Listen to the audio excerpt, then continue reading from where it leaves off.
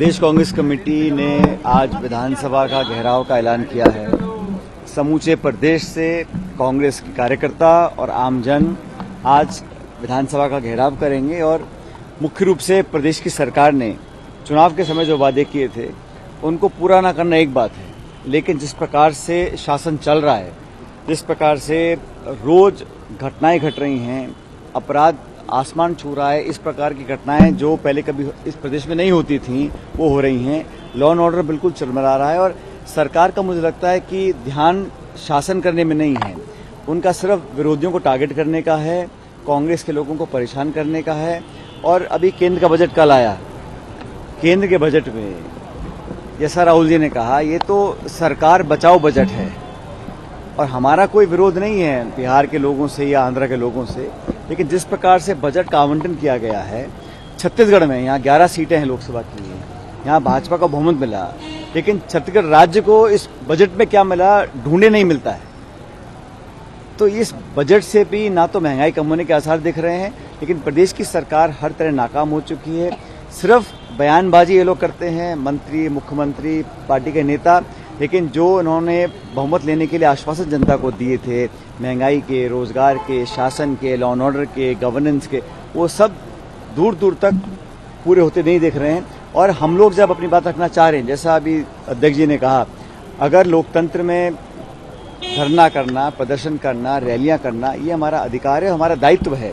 एक कंस्ट्रक्टिव विपक्ष होने के नाते लोगों को आने से रोका जा रहा है, बाधाएं बनाई जा रही हैं, प्रदर्शन करने से रोका जाता है, लोगों को डिटेन किया जाता है, फर्जी मुकदमे किए जाते हैं, क्या युवक कांग्रेस हो चाहे कांग्रेस हो, लोगों को टारगेट किया जाता है।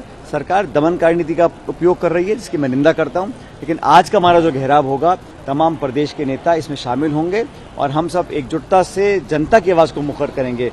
ये कोई कांग्रेस का कार्यक्रम नहीं कर रहे हैं हम जनता की आवाज को बुलंद करने के लिए मुख्य विपक्षी दल होने के नाते उन मांगों को लेकर सरकार की नींद खोलना चाहते हैं। और मुझे पूरा विश्वास है कि आज के बाद मैं उम्मीद करता हूं सरकार सचेत रहेगी और जो शेष इनका समय बचा है शासन करने का, वो जनता की उम्मीदों के अनुरूप काम करेगी। जो प्रदर्शन होते हैं वो आमतौर पर 3-3.5 साल बाद देखने मिलते हैं, 6 महीने में आप लोगों को प्रदर्शन की आवश्यकता बढ़ रही है, ऐसी क्या? हमको भाई कोई शौक थोड़ी ना है, हम लोग जब देखते हैं त्राही हो रही है, हर तरह आप रोज घटना होती हैं, महिलाओं को उत्पीड़न हो रहा है, डकैतियां हो रही हैं, मारकाट हो रही है, अपराध हो रहे हैं, मर्डर हो रहे हैं, और शासन का सिर्फ आश्वासन देने का काम थोड़ा ना होता है। तो कार्रवाई, ठोस कार्रवाई करें, लोगों के जहन में विश्वास पैदा करें।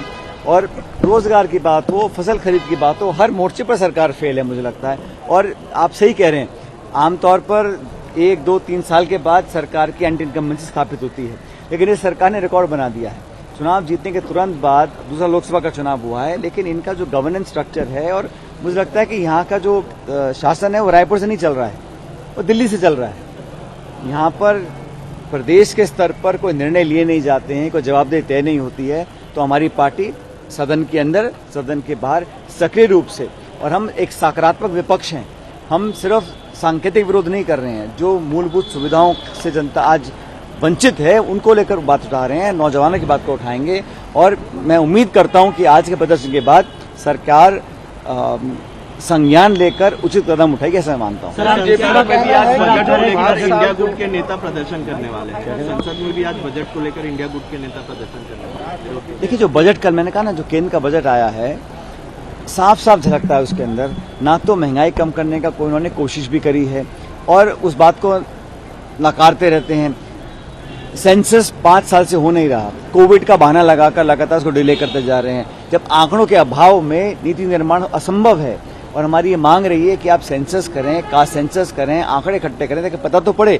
अपनी कमियां छुपाने के लिए, चाहे वो भुखमरी के हों, चाहे बेरोजगारी के हों, चाहे जनसंख्या के, सारे आंकड़े सरकार दबाने का काम करती है। और जिस तरह का पक्षपात हो रहा है राज्यों में जहां शासन नहीं है सत्ताधारी गुट का, वहां पर भेदभाव किया गया है।